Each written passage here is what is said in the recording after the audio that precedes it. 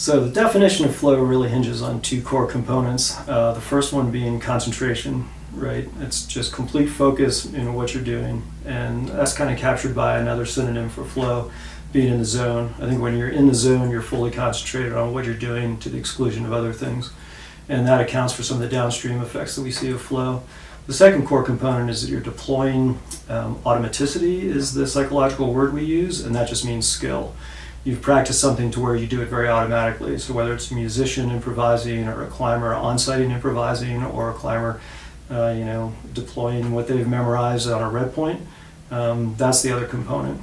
So skill is a very important component of it. And as a result, we see that one of the biggest predictors of flow is the match between skill and challenge. When it comes to deploying that automaticity, that highly skilled behavior that you have, that's where the word flow comes from. It feels like the performance is just flowing from you with very little conscious awareness.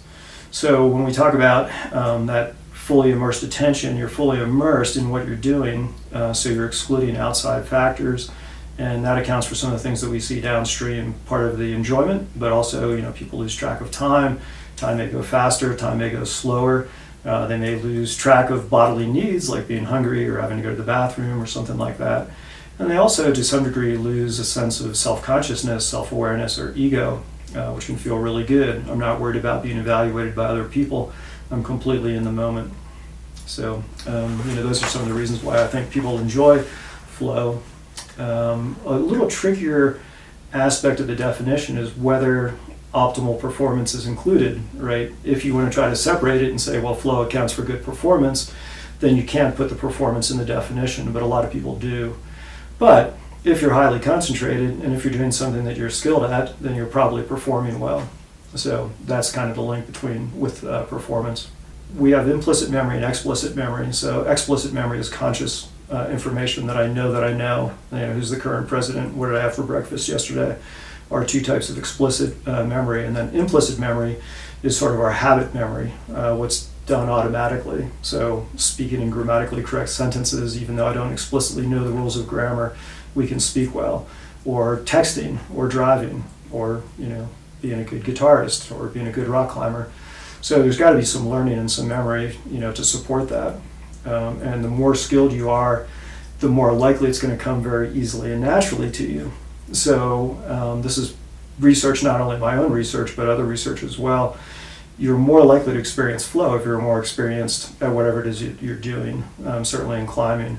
So beginners report flow, but I'm not sure it's always, and I don't mean to be elitist here in any way, but I don't know that they're always referring to the same thing that an expert climber or a scientist is referring to when they speak of flow, because it's highly unlikely that they're going to have that automaticity. I mean, they may have a wonderful day at the crag, they're with friends and the sun is shining and it was just this flowy, wonderful experience. Yeah, that's okay. It is a subjective term to some degree, but the science behind it does show that at least performance-related flow is dependent on some skill. And again, we have data from previous research that I've done. The higher your skill level, the more commonly you experience flow. Now, another question about memory has to do with on-sighting versus red pointing. So the level, and we can talk about what predicts flow, but the level that predicts flow is going to be, the level of challenge is going to be different if you're on-sighting than if you're red pointing. Because obviously on an on-site, you're doing it first try. Red pointing, you can practice it a lot. So again, from our data, we found that people reported flow more often red pointing, but that could be for a couple of reasons. Number one, red pointing is highly popular these days, maybe more so than on-sighting. And then the other one is because you get to practice, you smooth out the routine, right? If you're trying something 3 grades higher than your on-site level, as a red point, you're trying that, then you're probably not going to experience flow the first or even second or maybe third time you're on it. But if you've practice the thing 20 times, you might just have this amazingly wonderful flowy send, when it comes time to red point. So, I mean, it's fairly complicated and there is some subjectivity, but there's a lot of science behind it as well. What does flow do for you? That is an interesting question. What does flow do for you? I don't want to get all philosophical, but I mean, flow is a state that we go into. And what it does for you, as I mentioned before, might be part of the definition. in that if I'm deploying my skill set very well, very rapidly, very effortlessly, then I'm doing well. So you might say that flow promotes optimal performance, but for some people, the experience of flow is defined by the optimal performance. So let me give you two examples. I talked to people during my research who said, well, if I red pointed, then I went into flow. And I'm thinking, I don't buy that for a second. I've scratched my way up and slipped and blew a sequence and nearly fell off and still red pointed, and that wasn't a flowy experience. It was kind of a nightmare send. And on the flip side, people will say, well, I didn't send, so I didn't experience flow. Well, I don't buy that either. I mean, I think you can flow for 80 feet, just climb wonderfully. You're totally in the zone. Everything's going wonderfully. And then you hit a crux or you slip, and then you're out of flow. So I don't think flow has to be an all or nothing experience. And not only my research, but other people's research supports this idea as well, that the experience of flow, the relationship between flow and performance is confounded in people's minds, right? If I did well, sure, it felt like flow because I'm happy now. And if I did poorly, then I didn't flow. Well, it depends. Can you purposefully experience flow? Well, I don't know that anybody has the button they push and go into flow, but absolutely you can increase the probability, just like a student can increase the probability that they're going to pass a test. You can increase the probability that you're going to experience flow. So to do that, you've got to understand the predictors of flow. And yeah, those can be manipulated, or they can be manipulated, and so you can set yourself up, or you can help set somebody else up for a flow experience. And then other times, though, I mean, if I pick a climb, it may not be flow-inducing. It may not be my style. It might be thrutchy or something like that. But the three main predictors are the match between skill and challenge. So you want those to be very close. So in our research, what we looked at was we used on-site ability. So if somebody's on-siting 12A, they're most likely to experience flow a couple letter grades below that. Maybe 12A, maybe they do the first 12B ever and it's a flow experience, maybe. But most of the 12Bs they get on, they're going to fall off of, and they may or may not experience flow. But in terms of having a complete flow experience, they're probably best off at 11B, 11C. And, like I said, it could be 11D or 12A. But that's pretty clear from our research. We asked people their maximum on-site grade, and then we asked them, where do you think you're most likely to experience flow? We gathered data from 240 climbers from a bunch of different climbing areas in the United States and analyzed that. The correlation's incredibly high. 0.76 for any science geeks that you have out there is a very high correlation. So again, you've got to be taking on the right level of challenge. And then we did a regression line, which is just a best prediction line to come up with what I just said about 2 or 3 letter grades below. And the difference is smaller if you're climbing 5.9 plus. The difference is bigger if you're on-siting 13B. The difference is going to be a little bit bigger. But that's a ballpark. So that's the difficulty and skill match. That's probably the biggest predictor. I would say the other two big predictors are concentration and intrinsic motivation. So, flow is being completely immersed. Again, being in the zone is the idea that all your focus is on what's happening. So you're unaware of distractions around you, which is a good thing. You might not hear the argument at the bottom of the crag. You might not even be aware of your belayer cheering for you. You're not self-conscious, which takes away from the flow experience. Because it's all about focus and working memory, fancy name sort of for short-term memory. We have a limited capacity or a limited amount of working memory. So if the difficulty level is so engaging that it demands your complete focus, then you don't have room for these other things. You're using all your attentional capacity and all your immediate short-term memory for the task at hand. And then the automatic skill deployment allows you to do things without thinking, to think non-consciously, to perform almost as habit. And then anything that's left over you can use to plan ahead, especially on an on-site. Do I rest here? Where am I going to clip from? Where am I going to chalk up? Can I read the sequence ahead of me, right? But basically your mental capacity is maxed out, so you don't have room for those other distractions. Now, anything that aids you getting into that state is something that maybe you can control to increase flow. anything that takes away from it. So people experience flow more often outdoors than indoors. Somebody screaming beta at you could take you out of flow. Any sort of distraction could potentially take you out of flow. Having an audience if you become self-conscious. But, having a route that's the perfect level of engagement with a partner that you trust, so you don't have to think about your belayer, the weather's great, the conditions are great, all that stuff is going to increase the likelihood that you experience flow. So, all you have to do is pick the perfect route on the perfect day with the perfect partner when you're perfectly in condition. And the third step there was intrinsic motivation. Is it a climb that you've been salivating over? I've wanted to do this climb for a long time, or you walk up to a new crag and somebody says, hey, this is the best 12A here, and you jump on it just with these, the excitement, I can't wait to get on this route. So in some sense, I don't know if I need to define extrinsic motivation comes from external, things like a paycheck or a pat on the back or competition. Intrinsic motivation is I just love feeling my body move over a rock, it's an internal motivation. Maybe I love mastery of a skill set, whether it's climbing or guitar or whatever. That intrinsic motivation is well recognized in the literature, but flow is sort of like the ultimate in intrinsic motivation. Why would it be good to go into states of flow?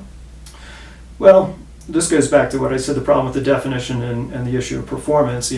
Is there something special about flow that flow is distinct in the world? Or is flow just the label we put on a subjective experience that it encompasses things that really help? I've got a skill set that matches the task at hand, the level of challenge is just right, and today I managed to completely focus. If I've got all three of those things, I don't have to call it flow, and maybe I don't know what flow feels like. I've talked to very successful climbers who have told me, I don't think I've ever experienced flow in my life, which kind of blows me away. And do they not know how to label it? Do they not know the experience? I don't know the answer to that.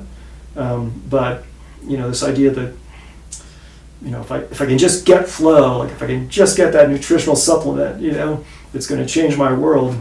Well, I don't know if it's that or if it's just flow is the word we use for those special experiences. And being a special experience means that it's going to be memorable, it's going to be enjoyable, it's more likely to be successful. Again, you can flow without complete success, as I said earlier. But yeah, your best performances, there's a good chance that they're going to be related to a flow experience. And because it is rewarding, you want to repeat it. It can become addictive. And like I said, with the understanding flow and understanding the predictors, I think you can get better at putting yourself in the flow mindset. So there is some level of control. I think even mindfulness training, I think people who are very much into mindfulness or meditation, if they bring that with them to the crag, that mindset, they're more likely to go into flow. You can flow at anything. I went into flow writing Vertical Mind. I had some nights I'm at a climbing area and I'm in the tent after dark, and I've got my margarita next to me and I'm typing away and the ideas are just flowing, and I'm completely immersed in trying to capture those ideas.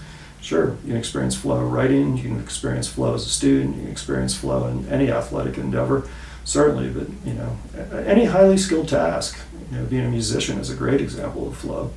And work, it can happen at work. Teaching, my best classes, I go into flow.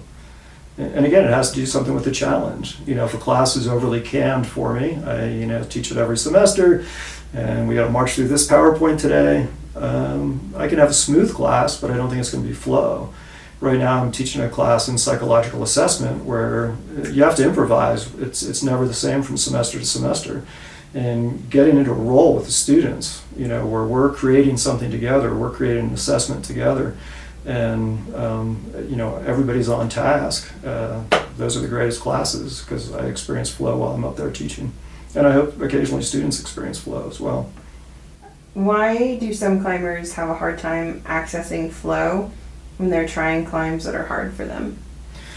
Well, I think there's a bunch of reasons for that. One, like I said, the incredibly tight correlation between the match between your ability and the challenge. So if you're trying things that are too hard for you, you're not going to go into flow. And you're also probably going to delay learning or learn the wrong things. You might teach yourself failure. I've known climbers who just felt like my friends are climbing 12B, I've got a red point 12B, so they fall off the exact same climb for 4 months straight, and that's not teaching you much. So that's one reason. Ego is another reason. Self-consciousness takes you right out of flow. If you're worried about, oh my gosh, people are watching me climb, then it's harder to experience flow. Or people are evaluating my performance, or whatever it is. Why is it that some climbers report experiencing flow even on climbs that are very easy for them? That's a good question. That came up in our research, and I think there are a variety of reasons. One, if it's a highly practiced warm-up. Where I live here, I do some of the same warm-ups over and over again.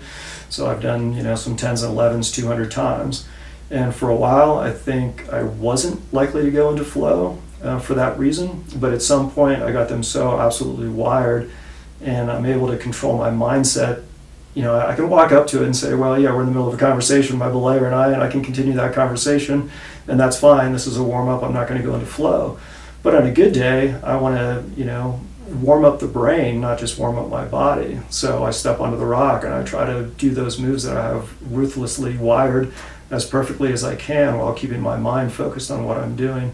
And yeah, I can drop into flow very easily on a route that's not that difficult for me.